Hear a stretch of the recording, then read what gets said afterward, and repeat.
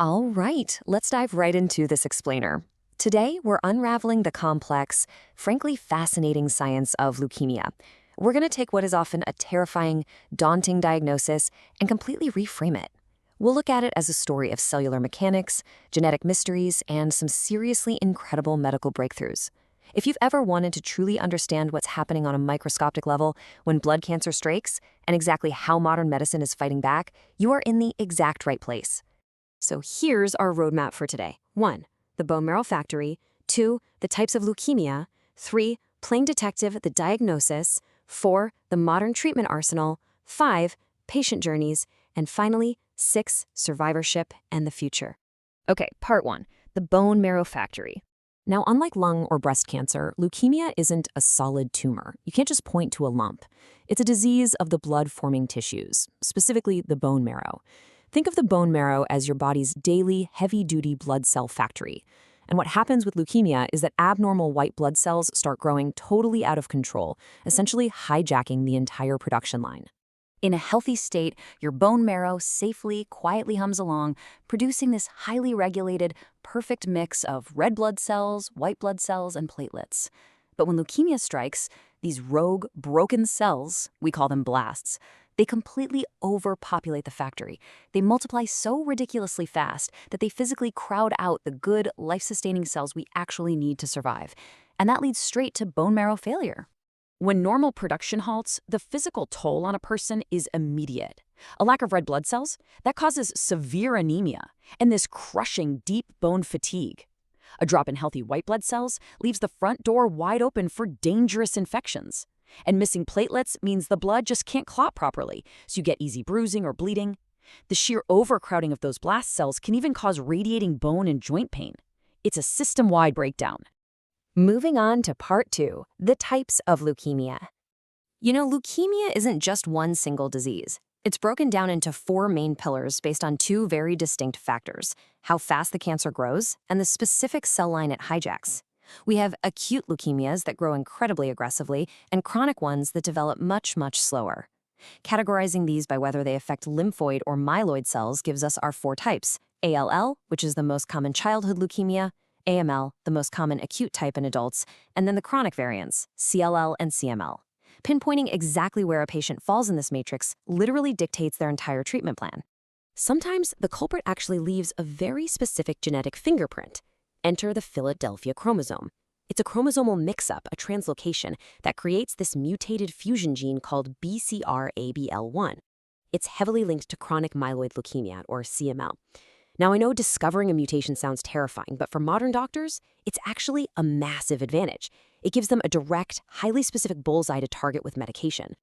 Let's jump to part 3, playing detective, the diagnosis. Catching these culprits requires a rigorous step-by-step diagnostic protocol. It starts simple, with a complete blood count to flag any immediate abnormalities. Then comes a peripheral blood smear, where pathologists literally hunt for blast cells manually under a microscope. If they spot trouble, they move to a bone marrow biopsy to examine the factory floor directly. Finally, they use advanced tools like flow cytometry and DNA sequencing to map out any hidden mutations. But here's the really wild part. Today's tools don't just diagnose, they monitor with unbelievable mind-boggling precision. Through testing for minimal residual disease, or MRD, doctors can now find a single, solitary hiding leukemia cell among millions of healthy ones. Millions. This is a total game changer. It allows them to predict and prevent a relapse way before it would ever show up on a standard test. Section 4, the modern treatment arsenal. Traditionally, our main weapon has been systemic chemotherapy, working in aggressive phases to completely clear out the bone marrow, unfortunately wiping out good and bad cells alike. But thanks to that molecular testing we just talked about, we now have targeted therapies. Agents like tyrosine kinase inhibitors can actively seek out that Philadelphia chromosome, or FLT3 inhibitors can attack specific AML mutations. They essentially act like microscopic smart bombs, focusing purely on the unique vulnerabilities of the cancer cells while sparing the healthy ones. One of the most cutting-edge treatments available today honestly sounds like pure science fiction: CAR T-cell therapy. Instead of just giving a patient a drug, doctors actually extract the patient's own immune T cells, take them into a lab, and genetically engineer them. They are quite literally reprogramming the patient's own immune system, turning these cells into dedicated microscopic cancer assassins before deploying them right back into the bloodstream. Now, if the disease is overwhelmingly aggressive, the bone marrow factory has to be completely wiped out and rebuilt from scratch via a stem cell transplant. This usually takes one of two main paths.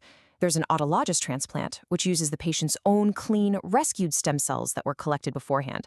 Or there's an allogeneic transplant, which relies on healthy cells from a genetically matched donor to gift the patient a brand new, cancer-free immune system. All right, part 5, patient journeys.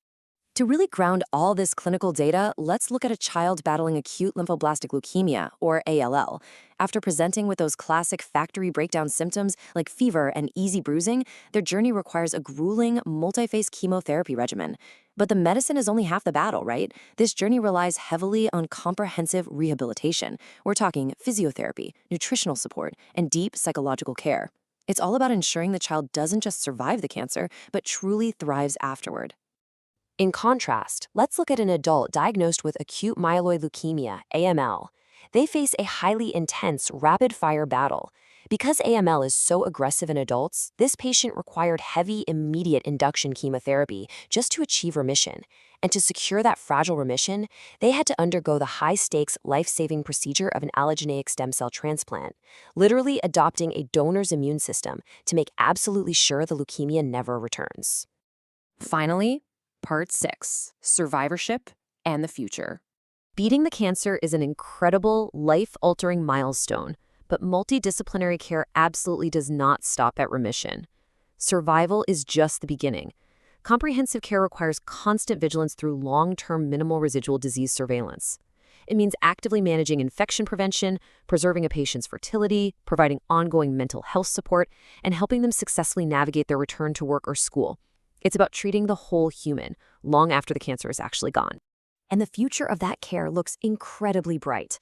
We're looking toward a horizon where artificial intelligence will rapidly analyze bone marrow biopsies to catch diagnoses instantly.